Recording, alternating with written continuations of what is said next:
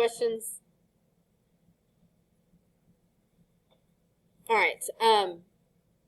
Let's see, Grace, what could we multiply to get 80?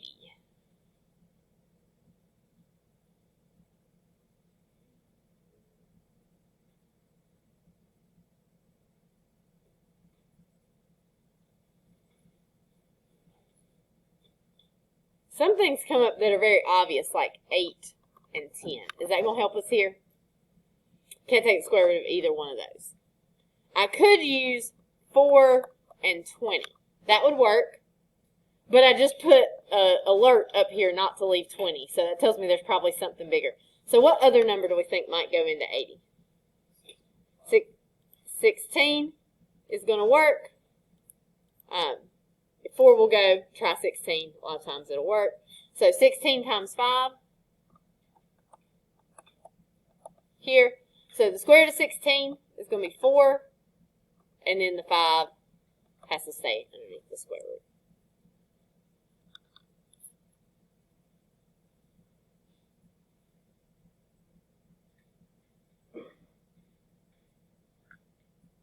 Okay, questions so far?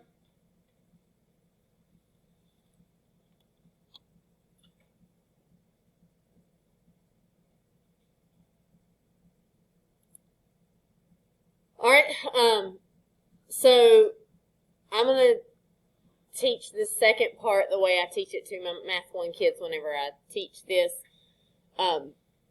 So I teach them that the square root is like a prison, and there are only 2 ways that you can get out of prison. Well, actually, we'll just go with a single way. So numbers, you could just take the square root of. We're pretty familiar with that, but we could think of it as being like 5 times 5 there if we want it. Okay, I'm going to do that just for my demonstration here. And then I've got 6 x's, and I've got 7 y's. So in order to get out of prison, you must have a partner, because it's going to be hard to break out of prison alone. So you must partner up with someone. Whenever you escape from prison, one of you gets shot. Only one of you makes it. So here, you have to partner up right here. So I've got 6 x's that try to get out. 3 of them do not make it. I've got x to the 3rd. And then I've got y's are partnering up. And they try to escape. You're going to pick a partner slower than you. They're the ones that don't make it. Only one of them makes out. So you get 3 y's that get out. Only this single y is left. Notice I did not partner up any x's with any y's or any numbers with any x's. These are different prison gangs. X's do not associate with y's. They would never help them escape from prison ever. So only the same variables can get out. So you're going to have 5x cubed y cubed. That y right there stays underneath the square root. So you can do this every time if you really need to. Hopefully you do not need to. So what we see is when we break it down, if you have an even number of variables, it's just going to be half of that on the outside. If you have an odd number, you're going to break it down, and I'll show you on 5 what that will look like. So if I look at number 5, I've got this 2 out front. 75 is not a perfect square, so I'm going to have to break it down. Jackson, what numbers could I use to multiply to get 75? Good. 25 and 3, and that's good because 25 is a perfect square. And then x has an even exponent and y has an even exponent, so I'm not going to mess with those. So then I'm just going to go through and ask myself, can I take the square root of this? So the 2 stays out front. Can I take the square root of 25? Yes, it would be 5. It goes on the outside. Can I take the square root of 3? No, it has to stay on the inside. I'm going to give myself a little bit of room there, though. Square root of x to the fourth is just going to be x squared. You're just dividing that exponent by 2. Square root of y to the fourth would be y squared, just dividing that exponent by 2. Nothing else is left underneath the root except for the 3. You would go ahead and multiply that 2 and 5 together, so your answer would be 10 x squared, y squared, square root of 3.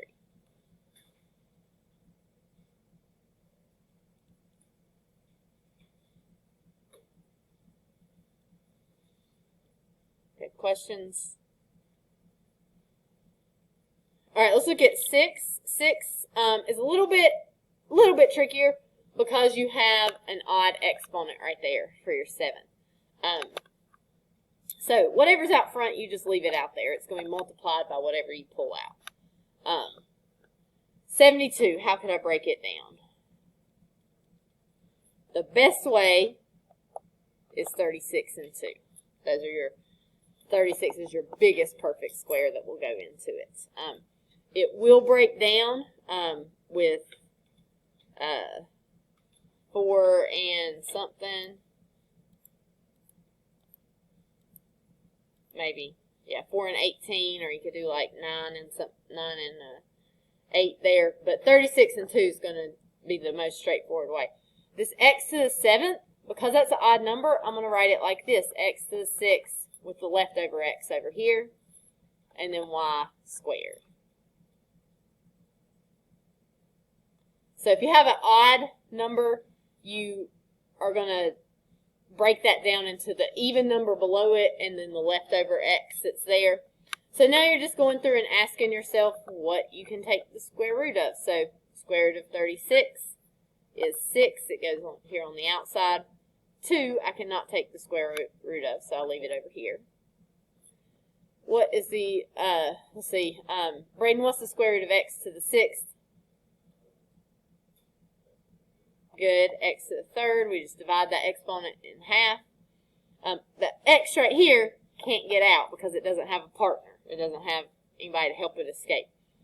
And then y squared. Summer, what's the square root of our y squared going to be? Just y. Very good. So we've got everything where it's supposed to be now. You're going to combine what you can on the outside. So you get 12 x cubed y to the 4th, put those two y's together there, square root of 2x.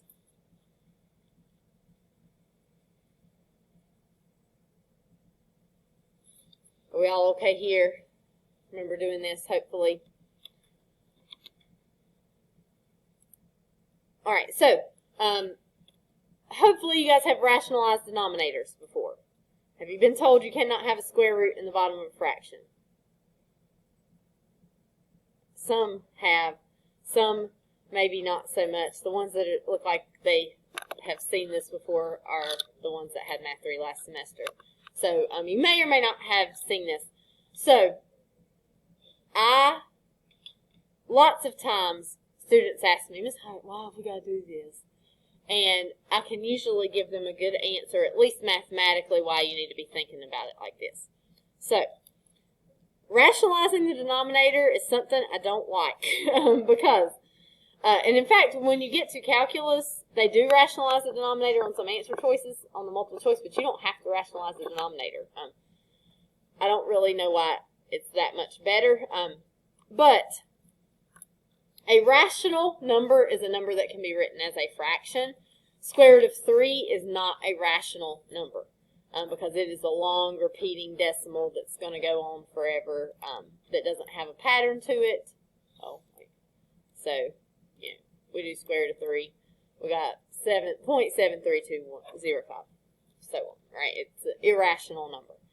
So, the powers that be in writing math textbooks got together and they decided that we don't want an irrational number to be in the denominator. I kind of understand that it's not rational, but then the irrational number just goes to the numerator. And, I mean, there's instances where it could help you solve a problem, I guess. But it doesn't do a whole lot to really make the number any more simple. Sometimes it actually makes it worse. But they have decided that they don't like for us to have square roots in the denominator. So, to get the square root out of the denominator, there's several things we could try, but there's only one thing that's mathematically correct to do. So if you need to get rid of that square root, the first thing I think of is just to square it, right? Squares get rid of square roots. But is it okay for me to square the top and bottom of the fraction? Is that going to give me the same number if I do that? So if I square the top, I'll get 1. If I square the bottom, I'd get 4 if it was just a simple fraction. Those don't equal each other, right? So it would change the value if I squared the top and bottom of the fraction. So I can't do that. But would it be okay for me to multiply by the square root of 3 on the bottom and then also multiply by the square root of 3 on the top? Okay, square root of 3 over square root of 3, what does that equal? It's 1, right? So I'm really just multiplying this fraction by 1, and multiplying by 1 does not change the value of what you're working with. So this is going to be okay to do. So in the top, I cannot put those together because 5 is not underneath the square root, but 3 is. So I'll have 5 times the square root of 3. In the bottom, I can put those together. I can think of it several different ways. I could think of it like the square root of 9. What is the square root of 9? It is just 3. The other way I could think of it is I'm multiplying the square root of 3 by itself twice. Square root of 3 squared also gives me 3, right? You don't necessarily have to write this step where you write square root of 9. But a square root times itself is just going to give you the number underneath the square root. It's like you've squared it, and it's going to cancel out. So this would be our fraction that would have a rationalized denominator. You may say to yourself, but Ms. Hyatt, that looks worse than what we started with. I would agree. It looks more complicated than what you started with, but pretty much every writer of a textbook ever rationalizes the denominators on all the answer choices. So we just have to know how to do it. And maybe there is a reason where it really helps you. I have not came across it. But rationalizing is a strategy that is going to help us in some things that we will learn in the future. The strategy itself can be helpful there. All right, so for 8, I've got square root of 18 in the denominator. So I got a couple options for how I can do this problem. I'm going to do it 2 different ways. I'll let you guys decide which way you like best. So the first thing I could do is just multiply by square root of 18 and square root of 18. And so if I do that, I get square root of 18 over 18. Can I cancel my 18s?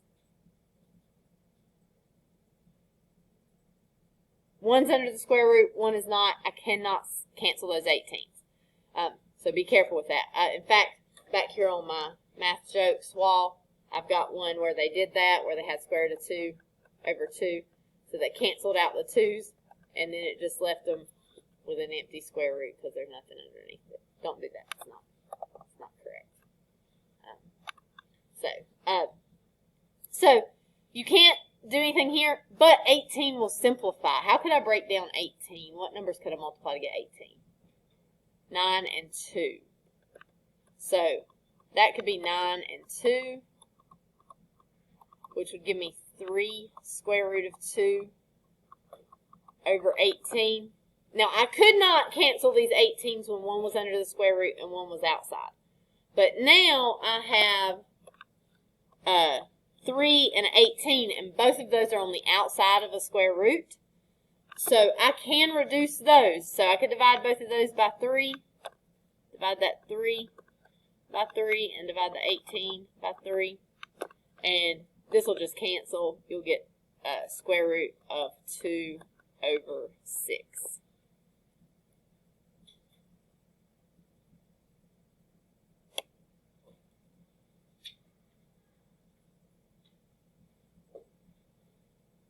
You do not divide the 2 by 3. Essentially, you're dividing that whole term by 3. I prefer to do it a different way, though. I would probably do it this way. I would break down my square root of 18 first, which means I would have 1 over 3 root 2. So once you have broken down the root, you only have to multiply by the square root, not the 3 and the square root, just the square root. So I could multiply by square root of 2 over square root of 2 here, and it will give me the square root of 2 over 3 times, when I multiply the square root of 2 times the square root of 2, it just gives me 2. And so I'll get square root of 2 over 6. So I would probably have done it that way, but either way is fine.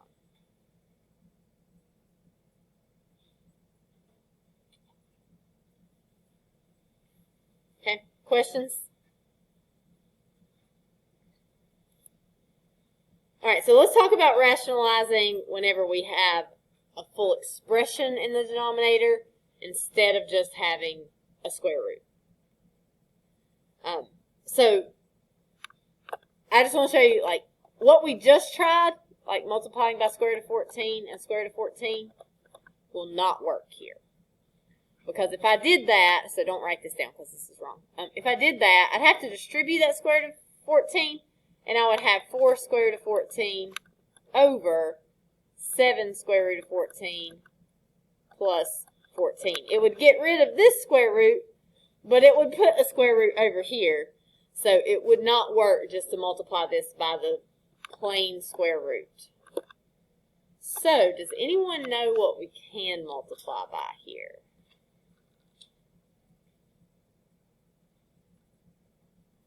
Luis, have you guys done this? Rationalize, I think we did it, but that's been a long time ago. Rationalize, what would you have to multiply top and bottom by to get rid of the 7 plus square root of 14? No.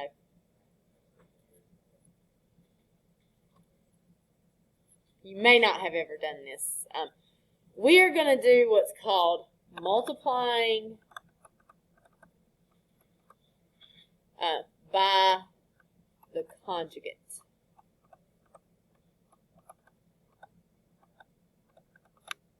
Okay, and the conjugate is just going to be the same expression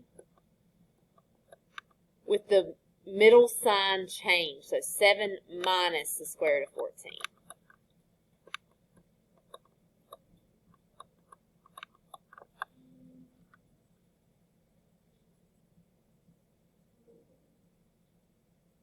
Okay, and here is why that's going to work. So in the numerator, I'm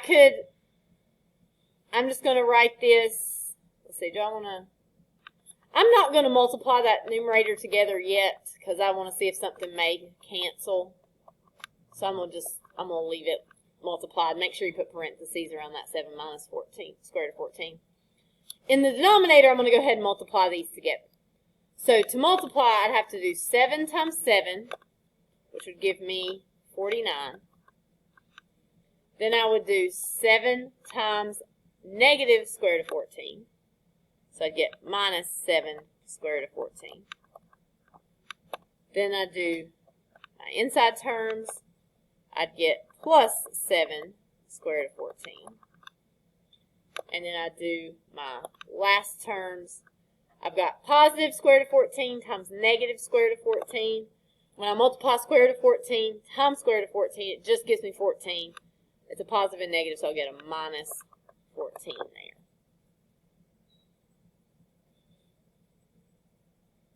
But what happens with those middle two terms that have the square roots?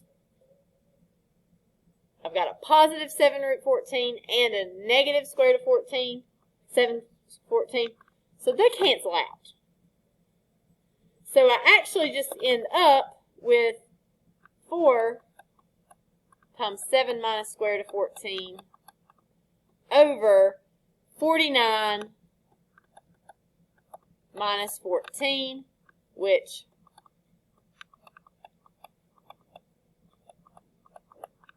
is going to give me 35.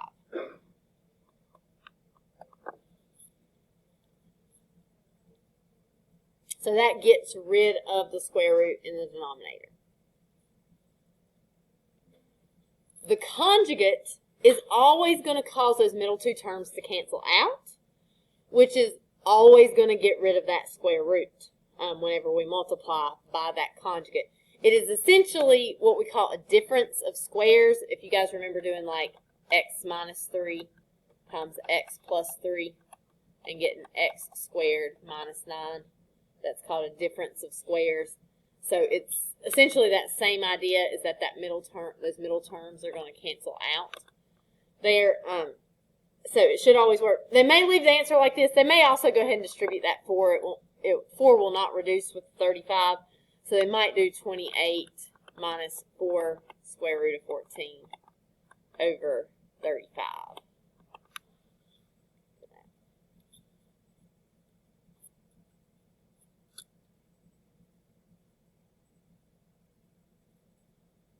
Okay. Questions?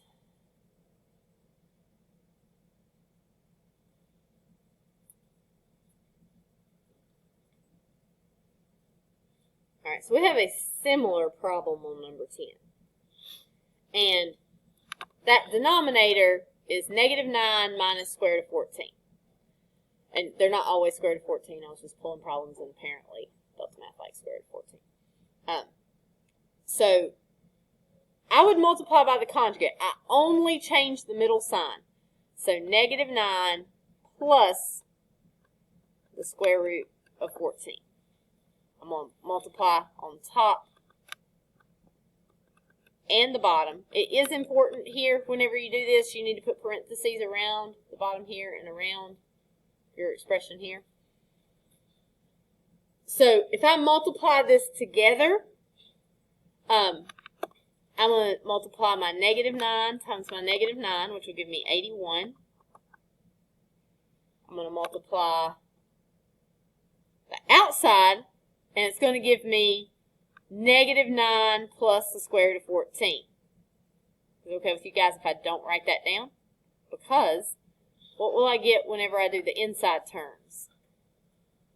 I've got a negative times a negative. I'm going to get positive 9 square root of 14. So if you've chosen the conjugate correctly, it always cancels out those middle terms. And then when you multiply the last two terms together, you'll get negative 14. And in the top, we'll have negative 2 times negative 9 plus the square root of 14. So in our denominator here, we'll do 81 minus 14, and that is going to give us 67. And 67 and 2 will not reduce, so they might leave it like this. They also might distribute that negative 2. You guys will be doing delta math. I think it'll take either one.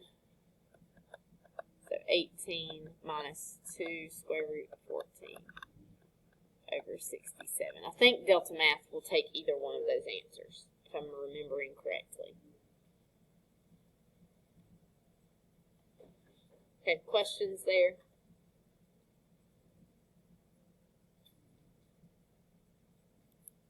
All right, let's make it a little bit harder. I got square root of 2 plus square root of 10 over square root of 10 plus square root of 8. And we're asked to rationalize the denominator. So we've got to get square roots out of the denominator.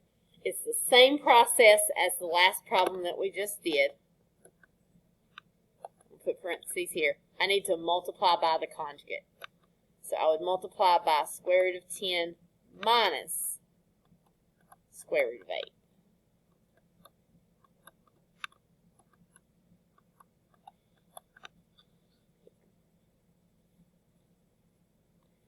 And in this case, I'm going to go ahead and multiply the top together, and I'm going to go ahead and multiply the bottom together. And we'll just see what we get.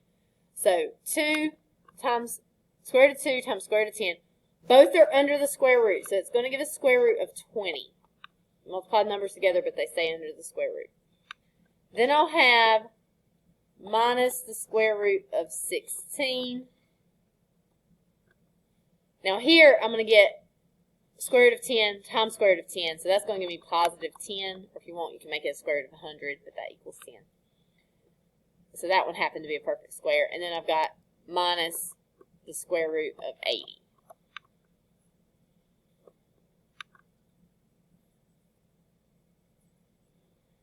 In the bottom, I'm multiplying square root of 10 times square root of 10, which just gives me 10. I'm multiplying square root of 10 times negative square root of 8, which is going to give me negative square root of 80. But the next one's going to give me a positive square root of 80, so those cancel out. You can write them down if you want, but I'm going to skip them because that's going to happen every time. That's why we chose the conjugate. And then we're going to do square root of 8 times negative square root of 8, so we'll get minus 8.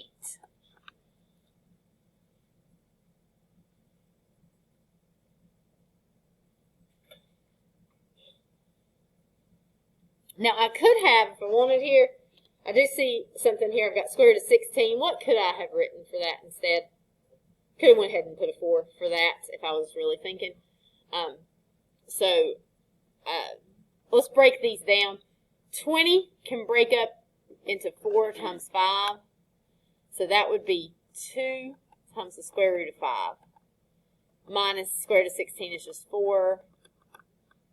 And then 80, we did that one a little bit ago. It's 16 times 5. So we could do 4 times the square root of 5.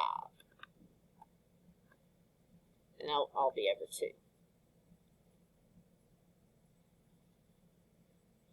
So now we want to combine the like terms.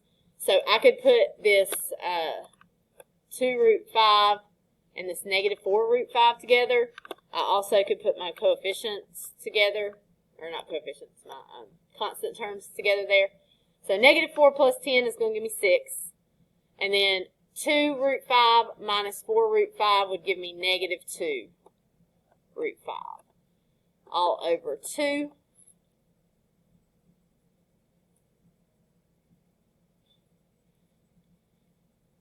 And so you want to think about whether or not this can be reduced, because you got 6, 2, and 2 here, and those are all even numbers.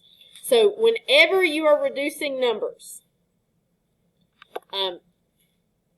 you must be careful, because a lot of students want to do one of these two things. I'm going to do it wrong twice so you can see what it looks like. I'll lock that in place. All right, I'm going to do it wrong twice so you can see what kids do wrong, because sometimes it really helps to see people do things wrong. That might be why I'm as good at math as I am, because I've seen people do things wrong so much that I can catch it. But one thing a lot of kids would do right here, they see those 2's, they'd mark them out. They would say, this is 6 minus square root of 5. That would be wrong. Can't do that. The other thing students might do here is they would say, oh, 6 divided by 2 is 3. They divide right here. So you'd get 3 minus 2 square root of 5. That is also wrong.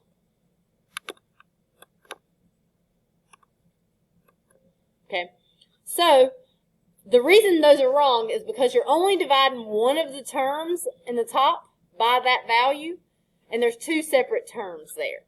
So you can divide like I was trying to divide, but you have to divide both terms. Miss White, that was the last calculus teacher, she would call this the love connection. I like to call it the love connection too. So if you're going to divide the 6 by 2, you also have to divide the other term by 2, which makes this cute little heart right here. So when you're doing that, 6 divided by 2 is 3. And then this 2 divided by 2 is just going to cancel, and you get square root of 5. You can write this down now. That's correct. So 3 minus square root of 5.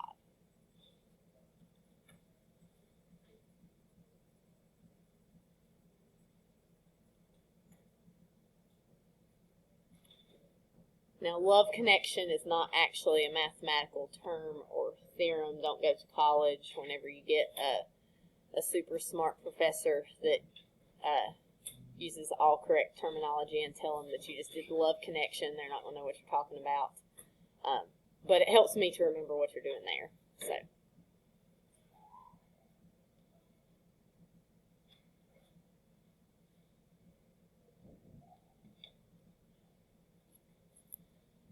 And good luck in college. Depending on where you go and what math you take, there's a decent chance you're going to get a professor that is way over your head. I didn't really have any so much at Meredith, but Meredith is a small school, and teachers that go there want to be teachers first and foremost.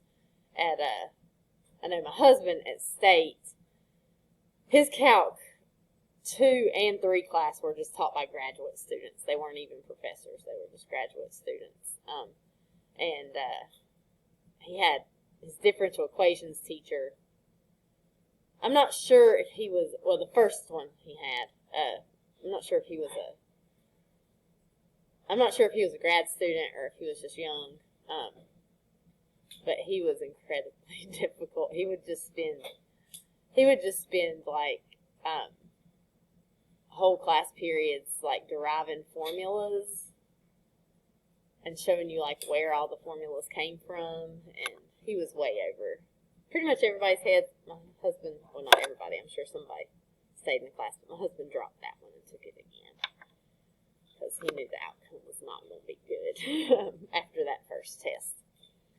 And he did not do great, but he did okay whenever he took it again with a different professor. So I try to use correct terminology in conjunction with tricks like love connection. There's not really a specific term for love connection. You're just dividing both terms in the numerator, but I try to use both so the tricks can help you remember things, but you've also heard some of that terminology before, so whenever you get to college, it's going to make sense. So if we do this last one right here, multiply by the conjugate.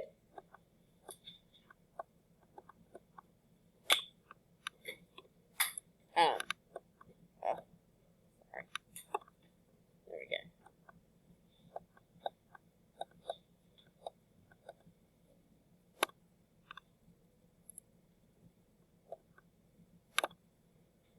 All right, so you will just distribute here. 5 times 7 is going to give you 35. Minus 5, square root of 5. Minus 7, square root of 5. And then negative square root of 5 times negative square root of 5 is going to give you a positive 5. There. In the numerator, it's going to be important to multiply the whole thing out. It's usually not going to be a difference of squares. It's the middle terms usually do not cancel out in the numerator. But in the denominator, we specifically chose the conjugate so that the middle terms would cancel out. So when I multiply this one, 7 times 7 is going to give me 49. The outside terms, I'm going to get negative 7 square root of 5. But the inside terms, I'll get positive 7 square root of 5. So those will cancel out, so I'm skipping those here because it's what should happen every time because you chose the conjugate.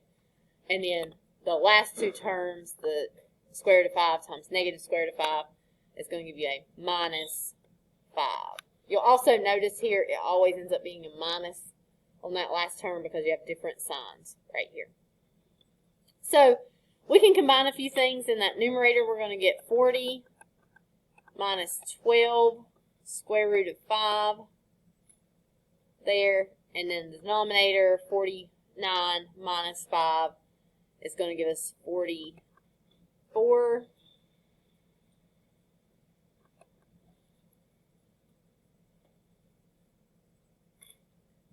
Now, if I think about doing the love connection here, I can't really do 40 divided by 44 or 12 divided by 44, but they will reduce, right?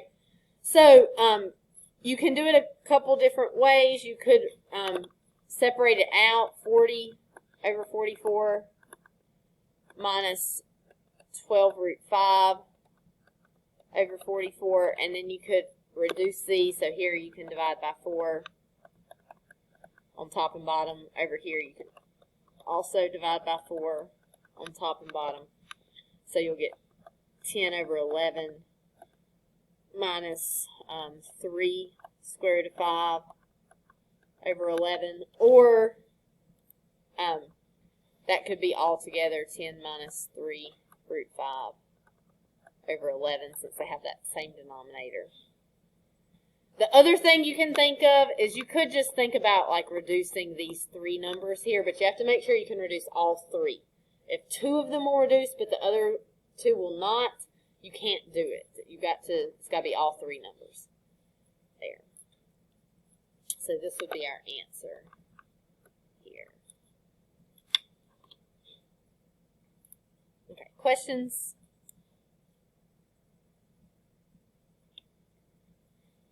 All right, so I think our time has been well spent here, because at least by the time I got to the conjugate, it looked like lots of you had not seen that stuff before. So this is something that you will need to know in the future. So we have a Delta Math for our homework today. So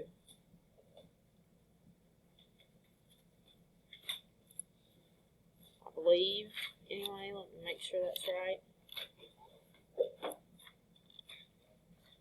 Yes, today is Delta Math. Is just going to say simplifying radicals, so you can work on that. I will be around to help. You are welcome to ask each other questions if you want.